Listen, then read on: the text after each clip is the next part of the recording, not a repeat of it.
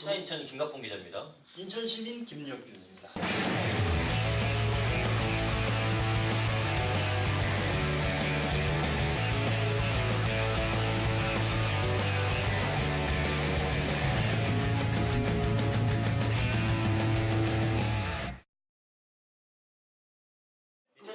대선 새로운 대한민국 살고 싶은 인천 주권자 토크 2부를 시작하겠습니다. 저희 토크는요 인천 시민운동 지원기금의 도움을 받고 있고요. 시사인천에서 다양한 걸 지원하고 있습니다. 커피도 지원하고 있고요. 맛있어요. 맛있어요. 네. 저녁도 제공하고 있습니다. 네. 2부 넘어가겠습니다. 2부는 교육 분야입니다. 교육 분야. 인천도 어느 곳만큼 그 교육률이 뜨거운 곳입니다. 말씀 손님으로 교육희망 네트워크의 최길재 대표님 모시겠습니다. 다시 한번 인사를 좀 하시죠. 네, 안녕하세요. 인천교육희망 네트워크 상임대표 최길재입니다. 반갑습니다.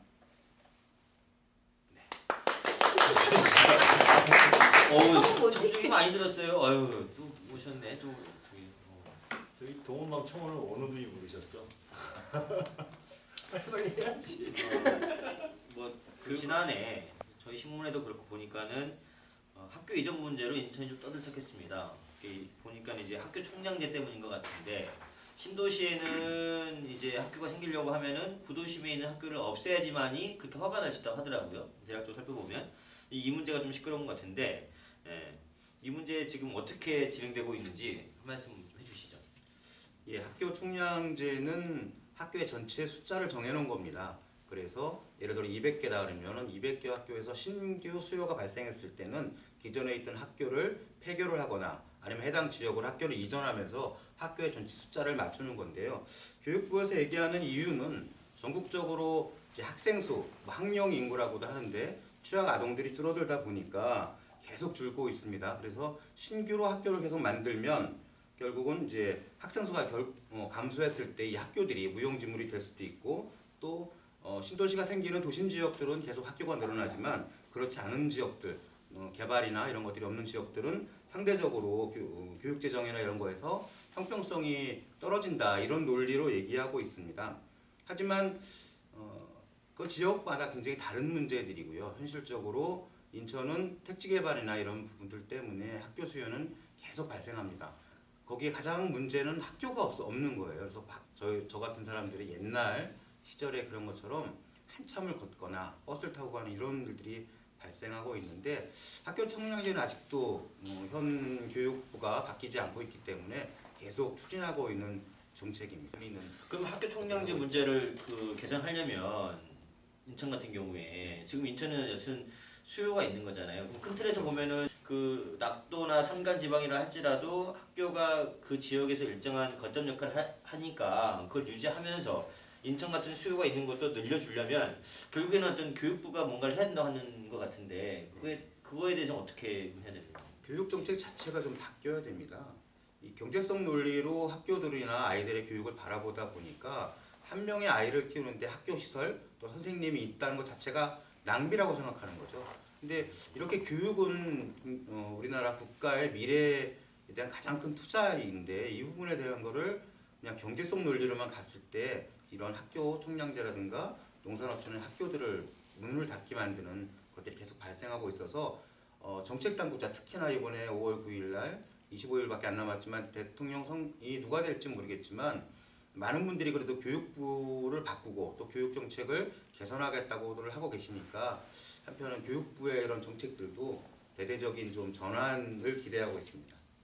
그렇다면 결국에 이제 저희가 이제 뭐 교육을 100년 지대계란 말을 많이 씁니다만은 결국엔 교육 정책을 바꾼다고 하는 것은 교육에 투자되는 어떤 정부 재정을 늘린다든지 아니면은 그 재원의 어떤 그 뭐라 그러냐 투여 대상을 갖다가 변경한다든지 뭐 이런 게 될 것 같은데 그럼 이 교육 재정 문제를 특히 이제 인천 같은 경우는 지방 교육 재정 문제가 상당히 좀 심각할 텐데 이게 차기 정부의 뭐라고 해야 되나 저희가 이제 요구를 해야 될지 개선을 요구한다 그러면 어떻게 접근하는 게 좋은지 얘기 좀 부탁드리겠습니다.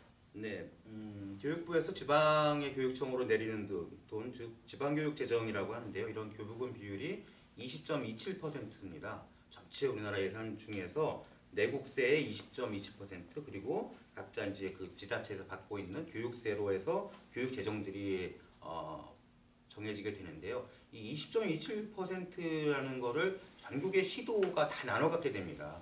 근데 문제는 기본을 유지하려면 운영비라든가 인건비 이런 것들이 들어가고 시설 유지비 이런 것들이 들어갑니다. 그래서 17개의 시도 그 교육청에 기본 베이스를 깔고 그 다음에 학생 수라든가 학급 수를 감안해서 하게 되는데 이게 제가 정확히 2015년도 이전까지는 20%였습니다.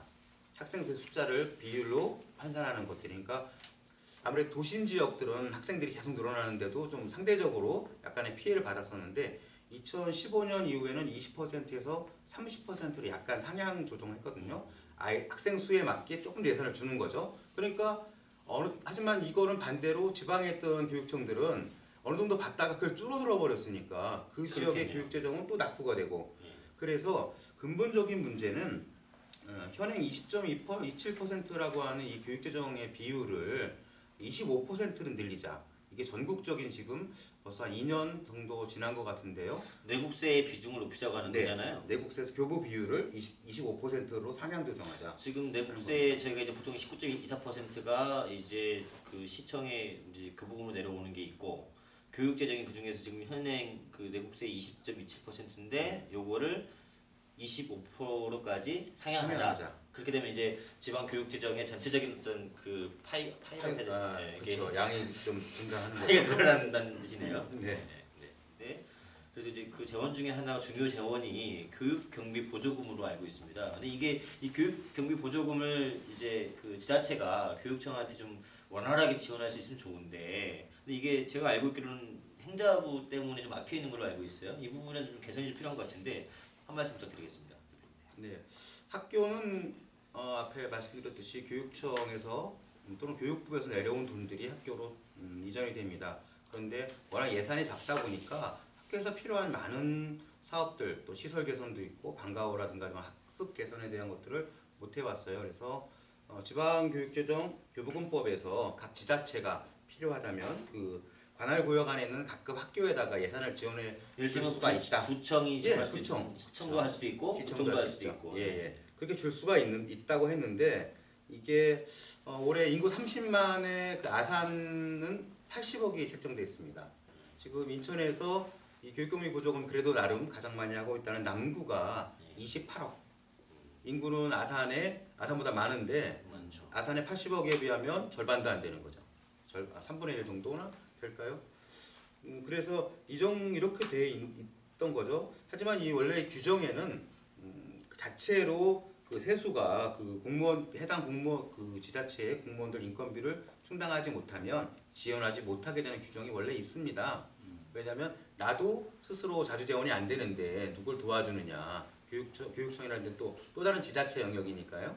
그래서 그렇게 해서 규정이 있었는데 실질적으로 사문화돼 있다가 2013년도에 지방 세외 수익금의 징수 및 징수 등에 관한 법률로 예산 항목이 약간 바뀝니다. 기재부라든가 이런 곳에서 바라보는 그 예산 항목의 변동이 좀 있었어요. 그 세외 수입 중에서 잉여금 같은 이런 부분 5종류가 별도 계정으로 옮겨지다 보니까 실제 세입은 지자체에서 바뀌지 않았는데 그 항목이 변동되니까 지자체가 부실한 또는 스스로가 마이너스인 지자체가 된 거죠. 그러니까 갑자기 이 규정을 들이대면서 그렇게 부족한 재원을 갖고 있는 지자체에서는 다른 곳에 지원해주지 말라 이렇게 아예 규정을 해버린 거죠. 전에는 30개가 좀 넘는 지자체가 대상이었는데 이게 바뀌다 보니까 80개가 넘는 지자체가 대상입니다. 그러니까 그 지자체가 지원을 하게 되면 행자부 규정에 인천은 몇 군데 페널티가 되죠. 인천은 동구와 옹진군 2개가 해당이 됩니다. 동구하고 옹진군 같은 경우에는 3년째 지금 지급을 못 못하고 하고 있습니다. 네. 그리고 조윤길 군수님과 그리고 우리 이응수 구청장님이 우리 최길재 대표님의 의견을 좀 수렴해서 이번 대선 후보들에게 적극적으로 그 교육 경비 보조금 이 지원 그 제한 규정을 좀 폐지를 하고 그다음에 이제 그 격차를 보존하기 위해서 특별 교부금을 좀 달라고 적극적으로 좀 의견을 제시해 주시기 꼭 필요할 것 부탁드리겠습니다. 같아요. 정리를 해보면 우리 인천에서 이제 좀 홍역을 치르고 있는 이제 학교 총량제 같은 경우는 좀 개선이 필요하다는 것이고 교육 재정을 좀 확보를 했으면 한다는 것이고 궁극적으로는 교육 분야에서도 좀 분권이 좀 필요하다고 이제 그 말씀하시는 것 같은데 끝으로 이제 그 이번 대선을 앞두고 꼭 저희가 반드시 이제 지켜봐야 될 것, 정말 필요한 과제를 다시 한번 정리를 해주시고 교육희망 네트워크가 이제 인천에서도 많은 일들 하시잖아요. 그 일도 같이 좀 소개를 해주시면 좋을 것 같습니다. 교육에서 많은 분야에서 그 국민들이 관심을 갖고 이번 선거를 보고 계신 것 같습니다. 이렇게 옆에 조선 회장님은 가장 오래된 적폐가 여성 문제라고 하셨는데 지금 제 개인의 소견인지 모르겠지만 오랫동안 쌓여있는 그리고 가장 급한 적폐 중에 하나가 교육이라고 생각을 합니다. 대선을 바라보면서는 많은 후보님들이 여러 공약들을 굉장히 좋습니다. 저희 같은 교육단체들이 오랫동안 주장해왔거나 조금 그것들이 나름대로 반영된 정책들을 많이 해주셔서 좋기는 한데 이것이 그냥 단순하게 공연불로 끝나지 않게끔 많은 그동안의 대통령들은 교육에 관련해서 좋은 정책들을 많이 내세워 주셨어요. 하지만 그것은 앞에 뭐 안보라든가 경제 이런 논리에 교육이 계속 밀려나면서 정말 중요하다고 생각하는 저는 그런 교육에 대한 것들이 계속 차차후로 밀리는 사례들이 많아서 이번에는 정말 교육에 대해서 큰 그 인식 개선 그리고 정책적인 그런 뒷받침이 됐으면 좋겠고요. 끝으로 제가 있는 인천교육희망 네트워크는